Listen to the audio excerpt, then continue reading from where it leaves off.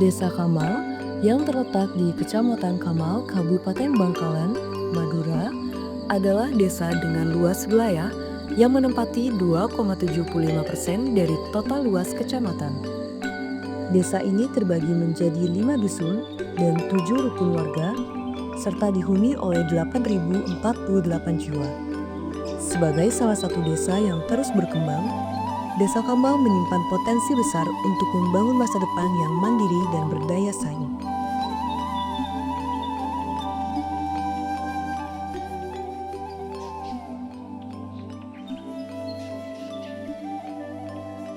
Ada dua versi. Ada dua versi untuk pernyataan Desa Kamal, nama Desa Kamal.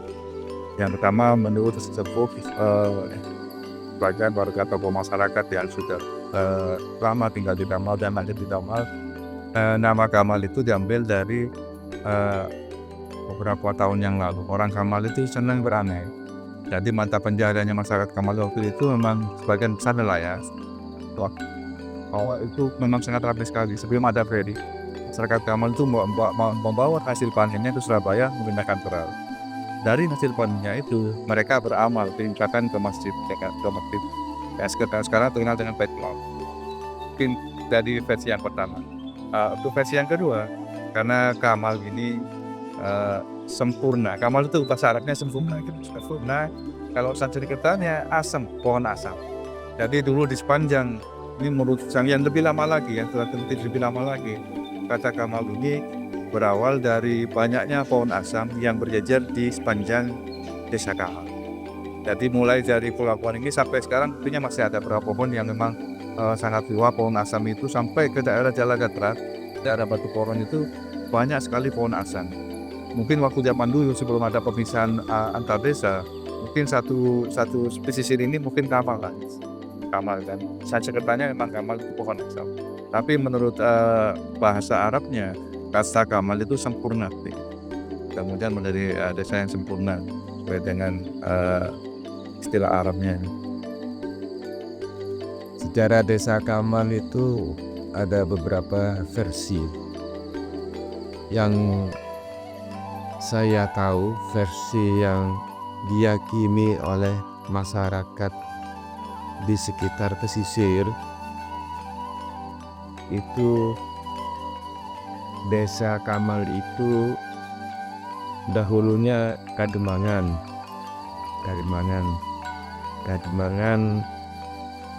Saya belum pernah menemukan catatan nama Kademangannya, cuman terkenalnya Kamal. Demang pertamanya siapa juga belum ada catatan yang ditemukan. Kemungkinan ada kalau di aksi Belanda mungkin ada. Jadi dahulunya Kademangan kita main. Bekas Kademangannya itu ada sih anunya, jejak-jejaknya ada. Bisa dipelajari jejak-jejak.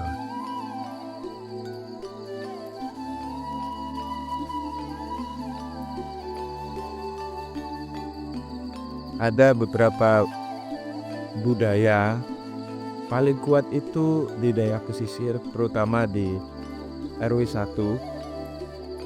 Di RW 1 itu sebenarnya ada budaya yang bisa mewakili Desa Kamal.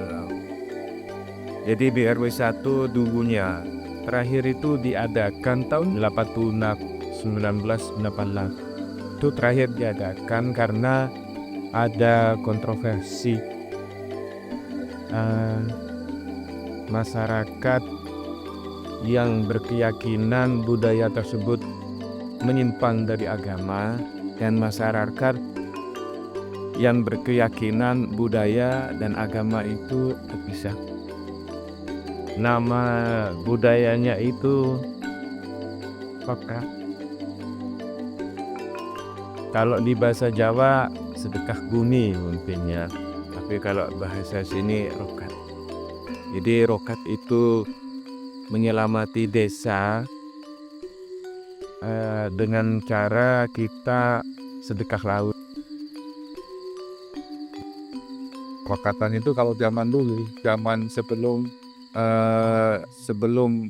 Islam itu berkembang dan pesat di Kamal, waktu zaman nenek kita dulu itu biasanya kalau menjelang rokatan itu biasanya memotong kerbau atau sapi dan kepalanya itu diarung ke laut. Jadi kadang 3 hari 3 malam pestanya mabuk-mabukan, pesta ini pokoknya segala macam lah sebelum Islam berkembang dengan sempurna di wilayah Madura itu tiap tahun seperti itu. Jadi arung laut, masang sesajen, masang kepala kambing, diarung dilepas di laut. Nah, seiring berkembangnya Islam di wilayah Kamal ini, khususnya di seluruh Madura, bertepatan di Kamal di satu sisi, maka peralihan dari rokat dan tasbih itu diganti dengan selamatan bumi. Dan ini tetap dilaksanakan setiap bulan Muharram. Biasanya menjelang 1 Muharram itu diadakan pawai keliling kampung, terus diadakan pengajian, diadakan selamatan. Besoknya juga diadakan acara takdir bersama buat para leluhur kita. Akhirnya ada berbagai macam lomba ya, sesuai dengan usul hukum Islam, dan akhirnya lestari sampai sekarang. Untuk keliling ke lautnya tetap, cuman tidak lagi membawa kepala kambing atau kepala sapi.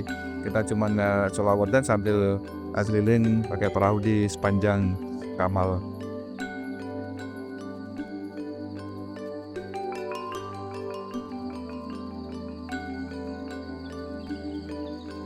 Kalau infrastruktur sebelum pra dan setelah Suramadu hampir tidak ada bedanya.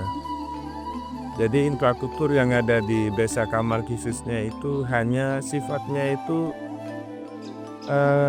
perbaikan infrastruktur yang sudah ada. Jadi belum ada ikon baru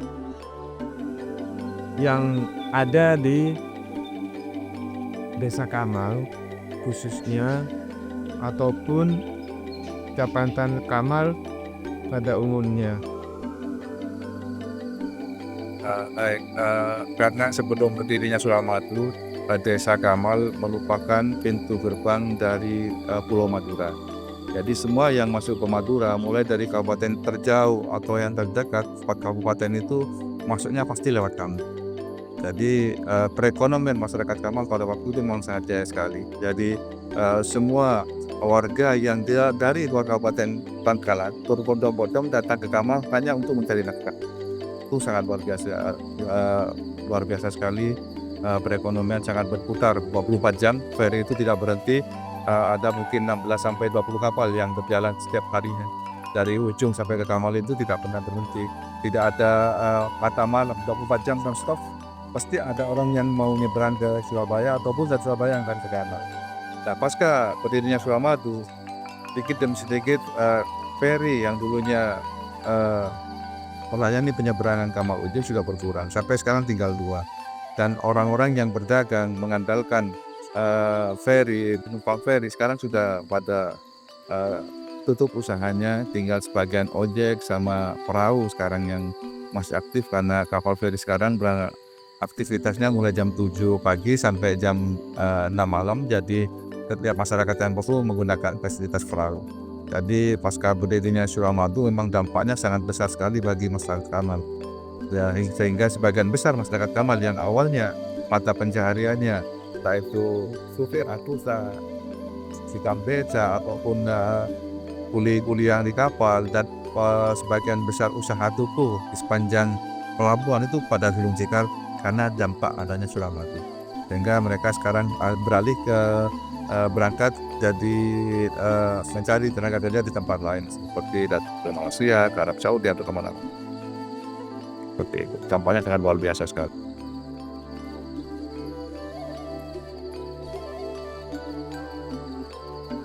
untuk masyarakat yang mau, karena kita di pesisir memang 20% saya itu sebagian nelayan.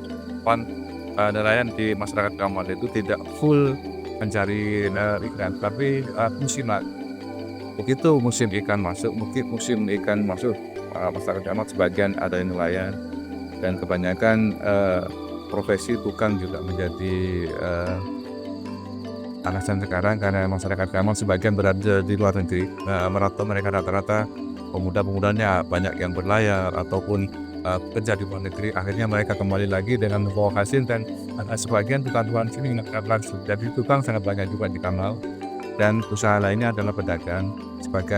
Sebagian lagi bekerja di pemerintahan.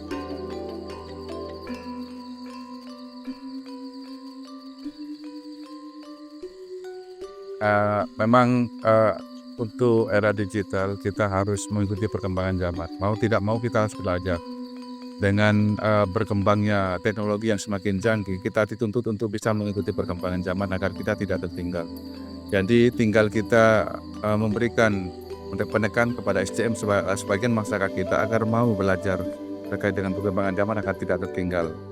Faktor informasi yang kita terima itu berkaitan penting dengan era digital yang sekarang kita rasakan, agar masyarakat kita lebih mudah dalam proses pekerjaan ataupun proses administrasi yang akan dikerjakan di tiap-tiap pemerintahan ataupun di tiap-tiap usaha yang dikerjakan oleh masing-masing warga kita, termasuk di bidang pertanian mungkin atau perkebunan yang kita petani atau perkebunan.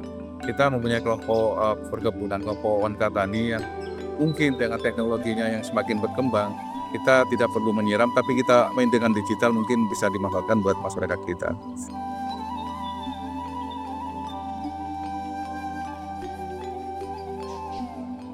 Saya optimis ke depannya, karena saya masih baru ya, saya baru 1 tahun. Mudah-mudahan dengan kepemimpinan saya, dengan dukungan perangkat-perangkat saya dan tokoh masyarakat serta seluruh warga Desa Kamal, saya ingin Kamal jaya lagi dengan potensi laut yang kita miliki, dengan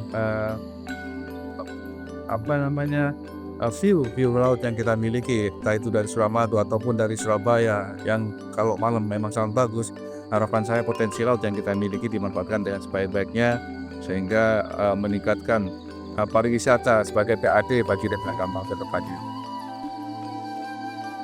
Saya melihat semangat dari Bapak Kepala Desa yang sekarang, Bapak Haji Samudri, untuk meningkatkan penghasilan Desa Kamal. Itu bukan hanya sekedar slogan, tapi sudah dibuktikan dengan kegiatan yang dilakukan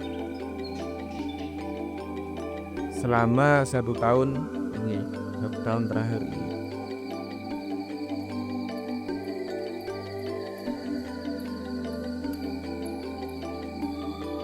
Baik, pesan khusus saya sampaikan kepada seluruh masyarakat Kamal. Kami sebagai pelayan dari seluruh masyarakat Desa Kamal, kami siap melayani seluruh warga masyarakat Kamal, dan kami ingin dorongan dari seluruh masyarakat Kamal agar bisa bekerja sama terkait dengan kemajuan dan perkembangan Desa Kamal. Itu di sektor wisata ataupun di sektor yang lainnya, kami harapkan dukungan sepenuhnya dari seluruh masyarakat, karena kapan lagi kita akan bisa membantu Desa Kamal kalau bukan hari ini, kalau bukan sekarang, dan siapa lagi yang ingin membajukan Desa Kamal kalau bukan kita. Jadi semampu umur kita masih ada, semampu kita masih ada kesempatan, mari kita bersama-sama membangun Desa Kamal, torehkan tinta emas Desa Kamal untuk menjadikan Desa Kamal yang lebih baik lagi.